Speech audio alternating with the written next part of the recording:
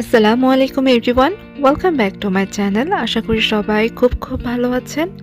আমিও আলহামদুলিল্লাহ ভালো আছি। চলে এসেছি আরেকটি রেসিপি নিয়ে। আজ আমি আপনাদেরকে বিফ দিয়ে ভেজিটেবল করে দেখাবো। তার জন্য প্রথমে আমি এখানে বিফ নিয়েছি। বিফটাকে আমি ক্লিন করে কিছুক্ষণ পানিটা ঝরিয়ে নিয়েছি, আর এখন এখানে দিয়ে দিলাম পরিমাণ মতো সয়া সস। তো এখন বিফটাকে খুব ভালো করে সয়া সস দিয়ে মাখিয়ে নিচ্ছি।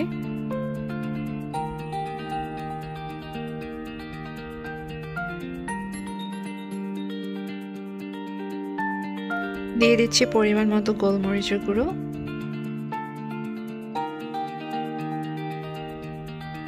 এখন এখানে সল্ট অ্যান্ড পেপারের স্পাইসটা ছিটিয়ে দিচ্ছি।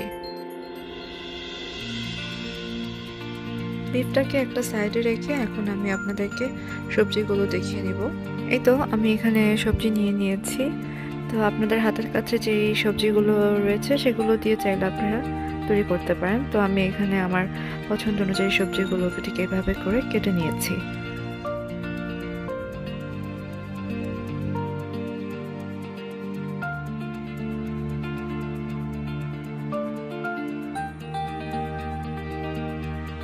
এই তো ফ্রাই প্যানটা গরম অবস্থায় এক টুকরো বাটার দিয়ে দিয়েছি।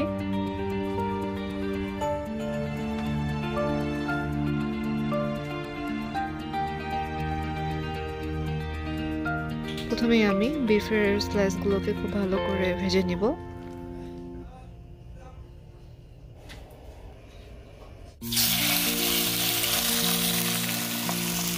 আমি কিন্তু ফ্রাই প্যানটাকে খুব হাই হিটে রেখে হিট করে তারপরে কিন্তু স্লাইসটা দিয়েছি, যার জন্য এক পাশ হতে বেশি সময় লাগবে না। আমি ওয়েট করছি এক পাশ জাস্ট ব্রাউন কালার হয়ে আসলেই আমি অন্য পাশ উঠিয়ে দেবো। এতে করে দিকটা সফট থাকবে, নাহলে কিন্তু হার্ড হয়ে যাবে।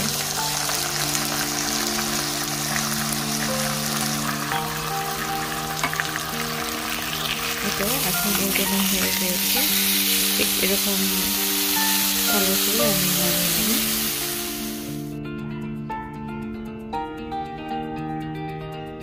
দেখতেই পাচ্ছেন আমার বিফের কালারটা কিরকম এসেছে, ঠিক এই পর্যায়ে নামিয়ে নিলেই হবে। আমি এখন বিফটাকে স্লাইস করে কেটে নিয়েছি। এখন চলে যাচ্ছি সবজি রান্নায়। তার জন্য আমি একটি ফ্রাই প্যানে বাটারের টুকরো দিয়ে দিয়েছি। অন্য পাশের চুলোতে আমি ব্রকলি আর যেই সবজিগুলো একটু হার্ড সেগুলোকেও দিয়ে দিচ্ছি বয়েল করার জন্য। ব্রকলি বয়েল করার কারণ হচ্ছে এতে ব্রকলিটা দেখতে একটু সবুজ দেখা যায়, গ্রিনি ভাব থাকে।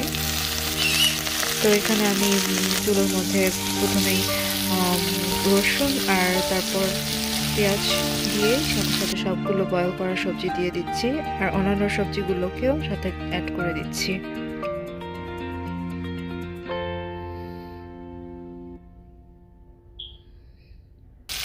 এখন সবগুলো একসাথে ভালো করে কিছুক্ষণের জন্য ফ্রাই করে নিব। এতে করে সবজির একটা খুব ভালো একটা ফ্লেভার আসবে। পরিমাণ মতো সল্ট দিয়ে দিচ্ছি।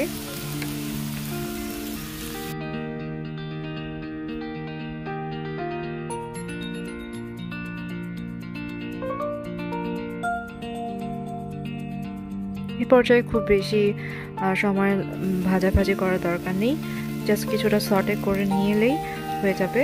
আর আমি এখানে সবশেষে মাশরুমগুলোকে কিছুক্ষণ ফ্রাই করে নিব, দেন আমি এখানে সল্ট দিয়ে দিচ্ছি।